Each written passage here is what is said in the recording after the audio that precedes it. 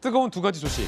첫 번째는 실루엣만 봐도 아시겠죠? 북한이 보란듯 더 센 미사일로 도발을 했고요. 이 소식부터 보겠습니다. 11일에 북한이 극초음속 미사일을 시험 발사한 사진입니다. 어제였죠. 마하 10이다라고 북한 주장하고 있는데 굉장히 빠른 속도입니다. 1분 정도면 우리 땅에 저 미사일이 도달한다고 하니까 요격할 시간이 사실상 없습니다. 극초음속 미사일 시험 발사 성공했다라는 게 지난 5일이었는데 우리 군은 지난 7일에 북한이 쏜 건 극초음속이 아닌 성능이 과장된 탄도미사일이다라고 평가절하했습니다. 자, 그러자 북한이 보란듯 더 센 마하 10의 미사일을 발사했다. 합참에서는 최대 속도 마하 10 내외 5일 발사 때보다 성능이 더 진전될 거다라고 이번에는 평가절하하지 못한 상황입니다. 1분 이내에 도달해서 우리 군이 요격할 수 없어요. 왜 우리 군이 앞서서 굳이 북한의 미사일에 대해서 평가절하를 했는지도 저로선 의문인데 어쨌든 북한이 더 위협적인 미사일을 발사한 것만큼은 분명한 사실입니다.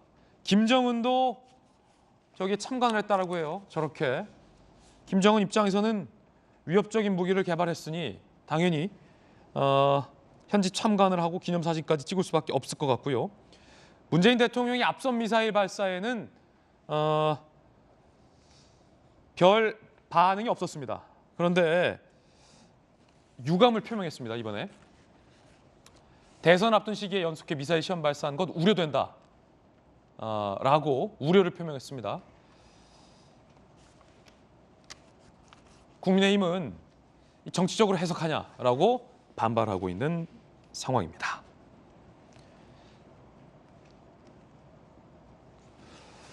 자, 일단 천하람 변호사님, 네. 군 다녀오셨죠? 제대하셨죠? 네. 이게 앞서서 제가 설명했지만 굉장히 우리에게 위협적인 것만큼은 분명하잖아요. 이거 유엔 안보리 결의 위반 아닙니까? 네, 그렇게 해석될 여지가 당연히 많죠. 예. 그리고 지금 저는 대통령께서 대선을 먼저 이야기하셨는데 저는 대선보다 실제 이게 평화에 미치는 악영향 그리고 안보리 결의 위반을 언급하시는 게 더 적절했다라는 생각이 들고요.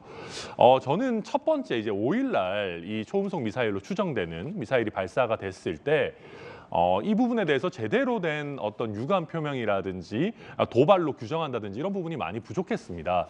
아마 청와대로서는 북한과의 평화 분위기를 어떻게든 되살리고자 하는 노력이 아니었을까라는 생각이 되는데요. 그런데 북한과의 평화라는 것이 우리가 북한의 도발에 대해서 애써 외면하고 이런 위협에 대해서 국민들의 눈과 귀를 가린다고 해서 평화가 찾아오는 것은 아니거든요. 오히려 현실적인 위협을 직시하고 여기에 대해서 저희가 합리적인 해결책을 마련하는 것이 더 평화에 나아가는 길이라고 볼 수 있는데 지금 청와대로서는 좀 약간 잘못된 평화에 대한 방향성을 가지고 있는 것이 아닌가 싶고요.